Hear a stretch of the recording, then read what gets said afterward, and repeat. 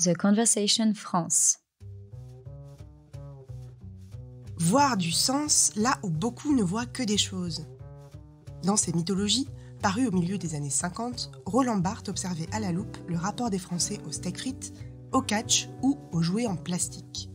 Pour lui, les objets et les grands rendez-vous populaires révèlent l'esprit et les affects d'une époque. Aujourd'hui, ces objets ont changé, mais l'exercice n'a pas pris une ride et c'est Pascal Lardelier, professeur à l'Université de Bourgogne, qui se penche avec gourmandise sur nos objets cultes. Il suffit d'un pourcentage faible, d'une prise de courant introuvable, d'un chargeur oublié ou d'une barre de chargement qui disparaît, et notre pouls s'accélère. Bientôt, plus de batterie. Nous sommes tellement reliés à nos joujoux technologiques, tellement dépendants de nos ordinateurs et de nos smartphones, qu'un défaut d'alimentation est souvent de nature à provoquer un stress disproportionné, voire un début de panique. Que dit de nous et de notre société cette addiction à notre chargeur et à la batterie pleine ? Avec nous pour en parler, Pascal Lardelier. Bonjour Sonia Zanad. Pascal, peut-être que vous pouvez nous dire un mot sur cette histoire d'alimentation à laquelle on est complètement accro, pour commencer ? Oui, et en fait, je voudrais commencer par une anecdote, mais une anecdote qui me semble quand même lourde de sens. Je voyais hier sur les réseaux sociaux, et la chose se fonde sur quelque chose qui me semble être digne de crédit, qu'en Loire-Atlantique, un jeune homme, estimant que son portable était insuffisamment chargé, a asséné 4 coups de couteau à son meilleur ami.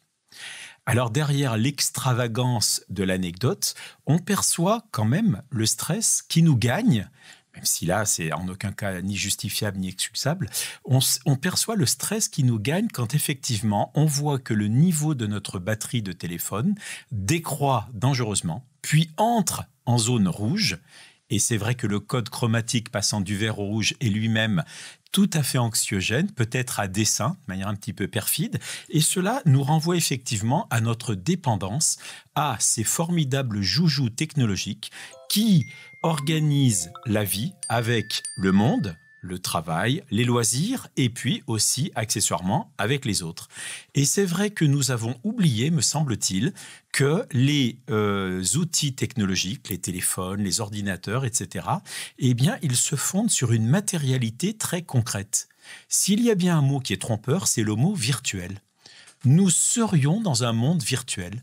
Et le monde virtuel sera une espèce de film d'anticipation où nous flotterions en apesanteur avec à foison les réseaux et leur merveilleux contenu à disposition. Il n'en est rien. Il n'en est rien. Les réseaux, ce sont d'abord des câbles sous-marins et on sait que si un câble est endommagé, un pays sera privé d'Internet. Et puis, il y a les satellites. Alors tout ça, c'est très loin, certes. C'est néanmoins une technostructure très très pressante qu'on oublie trop vite à cause de ce mot virtuel. Et puis, bien évidemment, le lien avec le thème dont nous parlons maintenant, le portable. Et c'est vrai que si nous perdons notre chargeur, si nous endommageons notre chargeur, eh bien, nous sommes en danger puisque nous pouvons être à moyen terme et même à court terme privés véritablement de connexion. Le portable s'éteint comme un petit animal, comme un petit Tamagotchi qui serait effectivement non alimenté et puis nous sommes complètement privés de contact avec les autres, avec des incidences qui peuvent être effectivement extrêmement dommageables puisque nous sommes dans une société d'individualisme connecté et dans individualisme connecté, il y a connecté. J'en reviens à ce dispositif, à cette résille technologique qui nous entoure, qu'on croit oublier, mais qui est bien présente et qui est bien pressante, surtout quand nous sommes en zone rouge. Oui, sans batterie, on se retrouve fort dépourvu.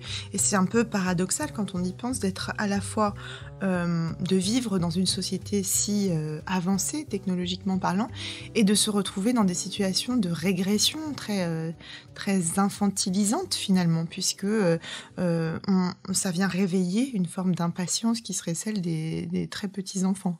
Oui, alors c'est vrai que ce portable que l'on perd, que l'on égare ou qui ne marche pas, eh bien c'est une blessure narcissique pour la société de communication, puisque c'est vrai que ce cordon ombilical, et la métaphore elle est tellement évidente, eh bien il va alimenter le téléphone. Et vous voyez qu'on peut effectivement filer la métaphore, il va alimenter le téléphone et c'est grâce à cette alimentation que l'on va effectivement garder le contact avec la famille, les amis, le travail et qu'on va continuer à tourner dans la grande ronde numérique. Et c'est vrai que cette matérialité des dispositifs, elle est une condition sine qua non. Alors on l'oublie quand tout va bien, mais ça nous est tous arrivé.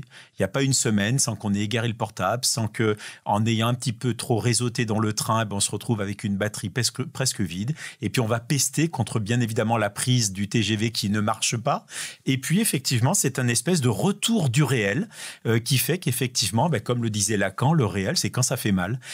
On se cogne à cette réalité, presque plus de batterie. Et puis effectivement, la batterie est vide. Alors notre énergie, elle a longtemps été d'autres natures. Et maintenant, l'énergie, elle est celle du portable qui lui-même renvoie à la fée électricité, comme on disait au 19e siècle devant les miracles, effectivement, de cette électricité qui alimentait soudain les foyers en lumière, en énergie, etc., etc. Alors, effectivement, vous parliez aussi, Sonia, de ce côté un petit peu régressif.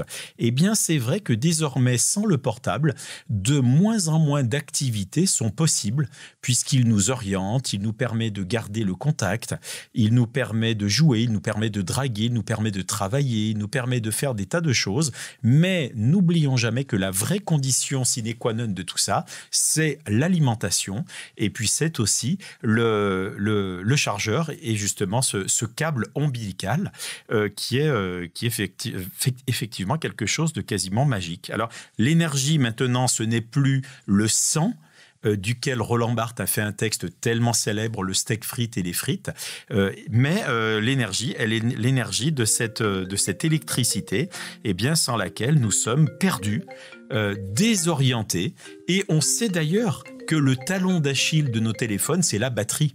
Donc on revient au chargement, on revient à l'énergie et on revient aux possibilités, aux potentialités démiurgiques que les téléphones nous offrent s'il est bien chargé. C'est aussi le symbole d'une société de l'intensité. Vous en parliez avec l'électricité.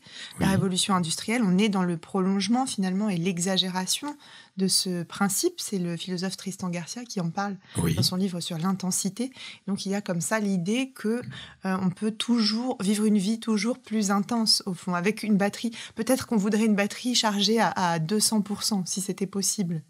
Alors, c'est vrai que déjà, il faut quand même reconnaître que nous, pour les personnes nomades, et nous sommes tellement nombreux, nos itinéraires urbains et nos itinéraires tout court sont souvent jalonnés par les points où recharger le téléphone. Donc, on court un espèce de petit marathon quotidien où de loin en loin, on sait qu'on doit se recharger. Tu me prêtes ta prise un moment, je peux me recharger là. Ce sont devenus des gimmicks relationnels. Et puis, on le voit, il y a des tas de stratégies extrêmement drôles dans les salles de cours, par exemple, ou dans les salles de conférence, ou dans les lieux publics. Il nous est tous arrivé d'essayer d'avoir une table près d'une prise. Donc vous voyez que nos itinérances urbaines, elles sont elles-mêmes conditionnées par le fait de reprendre de l'énergie.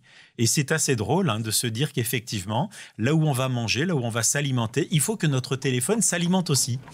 De même que d'antan, la diligence devait s'arrêter pour que les chevaux se reposent et mangent, toutes choses égales par ailleurs dans notre modernité, les petits Mercure Hermès que nous sommes, avec nos ailettes au talon, nous devons prendre garde que ces ailettes ne deviennent pas des chaussures de plomb. Et pour ça, s'alimenter en permanence et alimenter notre téléphone.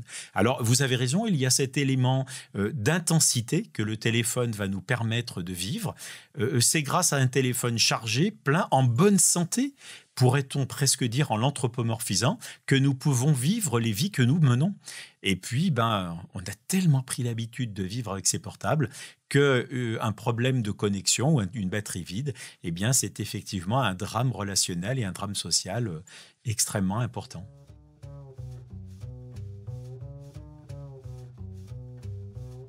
Alors on anthropomorphise le téléphone, la machine, mais est-ce que nous-mêmes, on ne se transforme pas un peu en machine en raison de cette dépendance ? Alors oui, il y a effectivement une translation de quelque chose d'humain vers ces téléphones que nous surinvestissons d'un point de vue symbolique et narcissique, qui sont bien plus que des objets. l'objet, je le rappelle, ce qui est posé là, ce qui gît là. Et c'est vrai qu'on les investit d'une dimension vraiment mythologique. Hein. Il a une marque à la pomme, a su par-delà toute mesure, effectivement, mettre du mythe et mettre du symbole dans ces appareils. Et puis c'est vrai que nous, eh bien, effectivement, nous venons en quelque sorte des androïdes ou des humanoïdes qui ne pouvons quasiment plus vivre eh bien, sans ces téléphones, ces tablettes, ces applis, ces ordinateurs qui sont un prolongement et dans lesquels réside notre véritable intimité et le cœur de nos relations. Oui, c'est bien de cela qu'il s'agit. Et justement, je voulais finir avec vous sur le grand inspirateur de cette série de podcast, Roland Barthes, puisqu'il parle beaucoup de l'attente et il parle déjà du téléphone dans Fragment d'un discours amoureux et de l'attente, justement, cette attente anxieuse, amoureuse d'un appel ou d'un rappel qui reste complètement d'actualité aujourd'hui avec les portables, avec les textos par exemple. Est-ce qu'on vit dans une société où on ne sait plus attendre et où on ne sait plus donner cette dimension poétique à l'attente ? Vous avez raison, c'est vrai que l'économie de l'attention, c'est un grand thème traité par Matthew Crawford, notamment dans son livre Contact. Et c'est vrai que le temps qui était auparavant dévolu à l'attente, à la flânerie, à la méditation, eh bien effectivement, il s'est trouvé complètement confisqué, préempté par les nouvelles technologies et par cette résille technologique qui s'est jetée sur nos vies, sur nos relations. Et c'est vrai que la poétique de l'attente, la poésie de la flânerie, c'est quelque chose qui est quasiment devenu impossible, hein, puisque de manière frénétique et même compulsive, nous sommes sur nos portables. L'idée n'est pas d'être technophobe. Il y a tellement d'avantages à cette société de communication qu'il ne serait question d'en faire le mauvais procès. Mais il faut quand même être lucide sur tout ça. Et puis, vous savez, on parle de liens de communication. Les liens, ils nous attachent. On parle de même de réseau. Et le réseau, ça renvoie au filet. Hein, donc, c'est quelque chose qui, effectivement, porte cette dialectique de la liberté, mais aussi de l'aliénation, ou en tout cas de l'enchaînement. Et puis, je pense que vous le disiez, et on peut conclure là-dessus, la plus grande révolution de notre modernité, c'est la folle accélération du rythme de nos vies, du rythme des relations, du rythme de ce qu'on fait. Et c'est vrai que l'interstice de l'attente, eh bien, c'est quelque chose qui devient de plus en plus rare et qui devient effectivement une denrée presque oubliée. Je suis obligée de vous interrompre, Pascal, parce que je suis à 2% de batterie. Merci beaucoup. Je vais recharger mon téléphone de ce pas. Merci Sonia.